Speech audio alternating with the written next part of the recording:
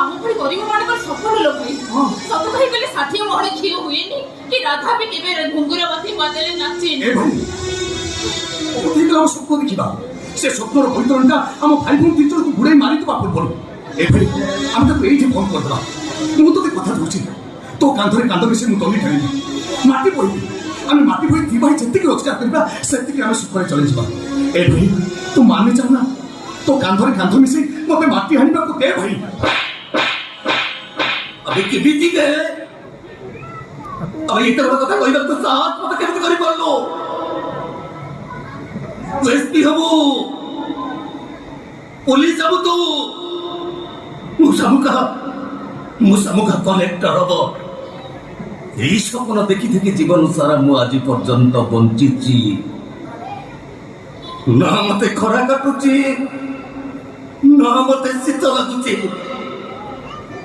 अरे वो सफर को भागी वक्त तो साहस करी पालू केमिति बे ताले दौनु आवाज जरा पढ़ा भाई तो टंका आनी के दे दौनु दे आशा करे छिड़ा लोक से माने को टंका दे रे से माने पाठ पढ़िबे एसपी कलेक्टर हेबे आ एसपी कलेक्टर भाई गो गां दांडर छात्रटा को फुलाई किरी बोली भाई रे बोझ रे सानो भाईटा ऊपर तो वीर पंगा को भरिया हाथटा उठाई दे एबे बाकीरे कोन हरिया को बेंग अपसिची। ସ୍ୱପ୍ନ ଦେଖିବା ବହୁତ ସହଜ, ହେଲେ ସେଇ ସ୍ୱପ୍ନକୁ ସତ କରିବା ଅତ ସହଜ ନୁହଁ। ଯଦି କୌଣସି କାରଣ ସ୍ୱପ୍ନଟା ଅଧା ହେଇ ରହିଯାଏ, ନା ମଣିଷକୁ ବଞ୍ଚିବାକୁ ଦିଏ ନା ମଣିଷକୁ ମରିବାକୁ ଦିଏ, ବରଂ ମଣିଷକୁ ଜିଅନ୍ତା ଶବ ସଜେଇ ଦିଏ। ଆମେ କିନ୍ତୁ ଜିଅନ୍ତା ଶବ ହେଇ ବଞ୍ଚିବାକୁ ଚାହୁଁନୁ ଲୋ ଭାଇ। ଦେଖିବି ବଡ଼ଦାଣ୍ଡରେ ବାପା ମା ଦି ଜଣ ହାତ ଧରା ଧରି କୋଉଠି ଭୋଜି କଲେ।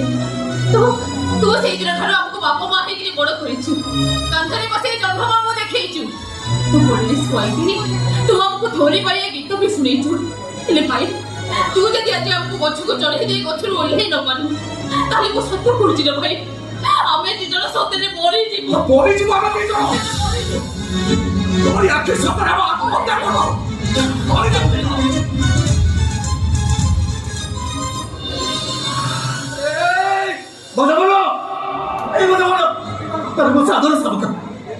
ମୋ ଭାଇ ଭଉଣୀ ଏ ଦିଶା ମତେ ଏମିତି କଣ କହିକି ଚାଲିଗଲେ।